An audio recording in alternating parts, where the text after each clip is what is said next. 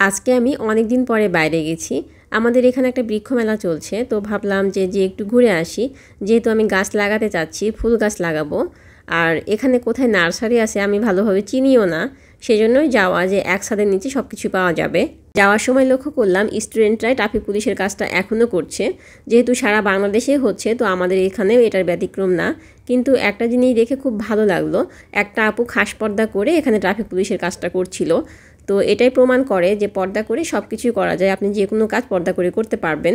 পর্দা আসলে কোনো বাধা না, এটা হচ্ছে নারীর সৌন্দর্য। তো যাই হোক, গুটি গুটি পায়ে আমরা মেলার দিকে চলে এসেছি। মেলায় আমি টোটাল 3 দিন এসেছি। প্রথম যেদিন আসি সেদিন কিছু গাছ কিনেছিলাম, কিন্তু ওই গাছগুলো আমার খুব বেশি পছন্দ হয়েছিল না। তারপরেও কোনো অপশান ছিল না, সেজন্য কিনেছিলাম। গাছগুলো কেনার পরে ওনারা বলছে যে আমরা আগামীকাল অনেকগুলো গাছ নিয়ে আসবো, আপনারা চাইলে আসতে পারেন। সবচেয়ে বড় কথা হচ্ছে গাছগুলো লাগাতে তো মাটি লাগবে, তো মাটি কোথায় পাবো? আমি যেখানে থাকি এখানে মাটি পাওয়া যায় না। তো ওনারা বলছিল আগামীকাল মাটিও নিয়ে আসবো, সেজন্যই পরের দিন বিশেষ করে মাটির জন্য আমার যাওয়া। তো মাটি কিনতে যেয়ে আরও অন্য গাছ দেখে আমার পছন্দ হয়ে গেছে। মূলত ফুল গাছ কেনার জন্য মেলাতে গিয়েছিলাম, কিন্তু যাওয়ার পরে দেখছি একটা মাটির জিনিসপত্রের স্টল বসেছে, যেখানে মাটির সব ধরনের জিনিসপত্র পাওয়া যাচ্ছে আর জিনিসগুলো খুব সুন্দর। বিশেষ করে রান্না করার যে হাঁড়িটা মানে কড়াই, এটা কিন্তু সব জায়গায় পাওয়া যায় না, এটা অ্যাভেলেবল না। মাটির যে সার্ভিং ডিশগুলো আছে এগুলো চাইলেই আপনারা আড়ংয়ে পাবেন, কিন্তু রান্না করার হাঁড়ি বা কড়াই এগুলো কিন্তু আড়ংয়ে পাওয়া যায় না। আমার বাসা যেহেতু রাজশাহীতে, এর আগে রাজশাহী থেকে একটা মাটির কড়াই আমি নিয়ে এসেছিলাম। তো এখানে সেম কড়াইটা দেখে আমি খুবই খুশি হয়ে গিয়েছি। আমি ভাবছি এই কড়াইটা আমি একটা অবশ্যই নিব। ফুল কিনতে আসলে অন্য কিছু কিনা হয়ে যায়। তো এই মাটির কড়াই দিয়ে আমি কিভাবে রান্না করছি বা কিভাবে প্রসেসিংটা করছি সেটা অবশ্যই নেক্সটে কোনো ভিডিওতে আপনাদের সঙ্গে শেয়ার করব ইনশাল্লাহ। এখানে আপনারা বিভিন্ন ধরনের ফুল এবং ফল সব কিছুর গাছই পাবেন। তাছাড়াও অনেক ধরনের ইনডোর প্ল্যান্ট ছিল। তবে আমি যেহেতু বললাম যে আমি শুধুমাত্র ফুলের গাছ নিব বলে এসেছি, সেজন্য আর অন্য কোনো দিকে তাকাচ্ছি না। আমি যে শুধু ফুল গাছ নিয়েছি তা না, গাছ লাগানোর জন্য যা যা প্রয়োজন সার, মাটি, তারপর ফুলের টব সব কিছুই আমি নিয়েছি। তবে এই দোকান থেকে সব কিছু নিয়েছি। আর ফুলের গাছগুলো শুধু আমি অন্য দোকানে নিয়েছি। এখানে যতগুলো স্টল ছিল আমার কাছে মনে হয়েছে এই স্টলের প্রোডাক্টগুলো সবচেয়ে ভালো এবং দামটাও রিজনেবল প্রাইজের মধ্যে। অন্য দোকানে অনেক বেশি দাম চাচ্ছিল, আর এটাতে দেখছিলাম তুলনামূলকভাবে কম প্রাইজে দিচ্ছিল এবং যে ভাইয়াটা ছিল উনি অনেক ভদ্র। আমি ওনার একটা কার্ড রেখে দিয়েছি যেন যে কোনো প্রয়োজনে ওনার নার্সারিতে যেতে পারি, যেহেতু ওনার প্রোডাক্টগুলো অনেক কোয়ালিটিফুল ছিল। আর মাটির যে কড়াইয়ের কথা আপনাকে বললাম ওটা কিন্তু আমি ওই দোকান থেকেই নিয়েছি। ওই দোকানে মাটির কড়াইয়ের পাশাপাশি সব কিছুই ছিল। অনেক বড় বড় গাছ ছিল যেগুলোতে অনেক ফুল আছে, দেখতেও ভালো লাগছে। তো আমি যেহেতু বারান্দায় লাগাবো সেজন্য একটু ছোট সাইজের গাছগুলো খুঁজছিলাম, যেগুলো বারান্দাতে ভালো লাগবে দেখতে। অত বড় গাছ নিলে হয়তো আমার বারান্দাটাই ঢেকে যাবে। তো কিছু কিছু গাছ আমি নিয়েছি, যেমন এই ফুলটা দেখতে পাচ্ছেন, এটা আমি একটা নিয়েছি। এটা দেখতে ভালো লাগছিল সেজন্য নিলাম, জানি না বাসায় নিয়ে আসার পরে আর ফুল ফুটবে কিনা। জারবেরা ফুলের গাছ যারা লাগিয়েছেন তারা অবশ্যই আমাকে কমেন্ট করে একটু জানাবেন যে আরও কি ফুল পাওয়া যায় বাসায় নিয়ে আসার পরে, নাকি একটাই শেষ। বাগানবিলাসের কয়েকটা কালার ছিল, দেখতে ভালোই লাগছিল। বাগানবিলাস যেহেতু সারা বছরই ফুটে থাকে সেজন্য ভালো লাগে। আমার বারান্দা ছোট, সেজন্য বাগানবিলাসটা নেওয়া হয়নি। এখন যে ফুলটা দেখতে পাচ্ছেন এটা ফুল না পাতা আমি সঠিক বুঝতে পারছি না, মানে ফুলটাও পাতার মতো, হয়তো বা পাতাবাহারেরই কোনো জাত হতে পারে, আমি সঠিক বলতে পারছি না। ছোট্ট একটা কিউট জবা, দেখতে কত সুন্দর লাগছে তাই না? এত ছোট গাছেও যে জবা ফুলটা ধরে আছে, দেখতেই মজা লাগছে। আমিও একটা জবা নিয়েছি, তবে আমার ফুলের কালারটা একটু অন্য। এদিকে আরও কিছু ইনডোর প্ল্যান্ট ছিল, এগুলো বাইরেও রাখা যায় আবার ঘরেও রাখা যায়।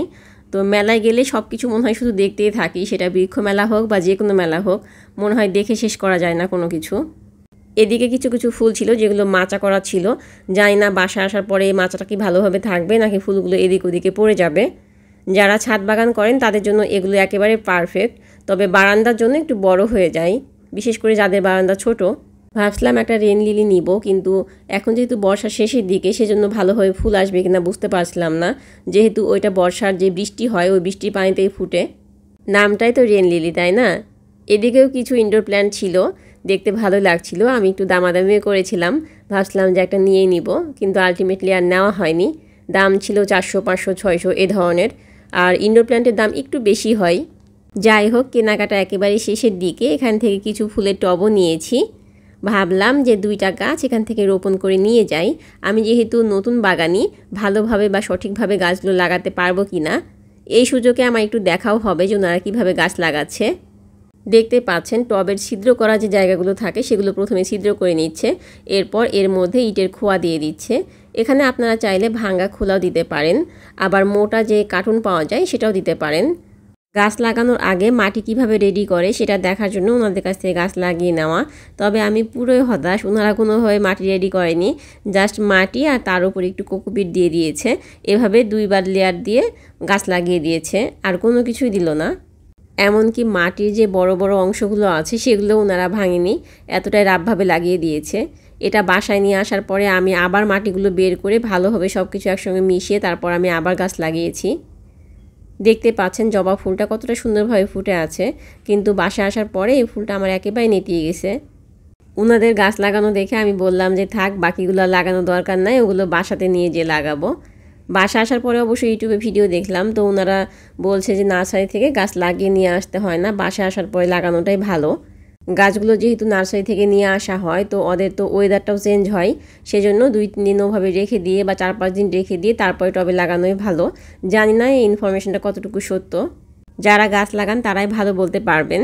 আমি 2ভাবে লাগিয়ে নিয়েছি, দেখা যাক কোনটার গ্রোথ কেমন হয়। আমাদের গাছ লাগানো শেষ, এখন বাসার দিকে রওনা দিচ্ছি। বাসায় আসতে আসতে রাত হয়ে গিয়েছিল, সেজন্য আর সেদিন আপনাদেরকে দেখানো হয়নি কি কি গাছ নিয়ে এসেছি। এটা পরদিন সকালে দেখাচ্ছি। প্রথমে যেটা দেখতে পাচ্ছেন ওইটা গোলাপ, তারপর এটা জবা, তারপর এটা জারবেরা, আর তারপরে যেটা আছে এটার নামটা আমি সঠিক বলতে পারছি না। ওনারা বলছিল এটার নাম ডেজি। তো বাসায় এসে শিওর হওয়ার জন্য আমি নেটে সার্চ দিলাম। নেটে সার্চ দিয়ে দেখছি ডেজি ফুল বলে সার্চ দিলে যেটা আসছে সেটা এই ফুলটা না, অন্য ফুল আসছে। এখন আমি কনফিউশনে পড়ে গেছি যে আসলে এই ফুলটার নাম কি। আপনাদের জানা থাকলে আমাকে কমেন্ট করে জানাবেন। এরপরে যেটা দেখতে পাচ্ছেন এটা হচ্ছে গন্ধরাজ, তারপর এটা হচ্ছে টগর। টগর কিন্তু 4 ধরনের হয়ে থাকে, এটা সবচেয়ে ছোটোটা, এটাকে মিনি টগর বলা হয়। আর এরপরে আছে একেবারে কমন যে ফুলটা, সেটা হচ্ছে নয়নতারা, এটাকে সবাই চিনেন। তারপরে আছে গোলাপ, আমি এখানে আরও 2টা গোলাপ নিয়েছি, টোটাল আমি 3টা গোলাপ নিয়েছি। এখন এই গাছগুলোকে আর টবে লাগাবো না, এগুলোকে এভাবে কয়েকদিন রেখে দিব, তারপরে টবে লাগাবো। আর যখন লাগাবো তখন অবশ্যই আপনাদের সঙ্গে শেয়ার করব যে আমি কিভাবে মাটিটা প্রস্তুত করছি। কালকে যখন এই ফুল গাছটা আমি কিনি তখন এই ফুলটা কিন্তু অনেক সুন্দর ছিল, আপনারা দেখেছেন। রাত্রের মধ্যে ফুলটা একদম নেতিয়ে গিয়েছে। এটা কি সঙ্গে সঙ্গে টবে লাগানোর জন্য হয়েছে, নাকি জবা ফুল একদিন পরে এমনিতে এরকম নেতিয়ে যায়, আমার সঠিক জানা নেই। আপনাদের জানা থাকলে আমাকে অবশ্যই কমেন্ট করে জানাবেন। এখন যেটা দেখতে পাচ্ছেন এটা গোলাপ। এই গাছটা কেনার সময় আমাকে বলেছিল যে এখানে কালো গোলাপ হবে এই গাছটাতে, কিন্তু দেখেন কালো গোলাপ হয়নি, এখানে খয়েরি গোলাপ হয়েছে। মানে লালও না, লালের চেয়ে একটু ডার্ক কালার বেশি।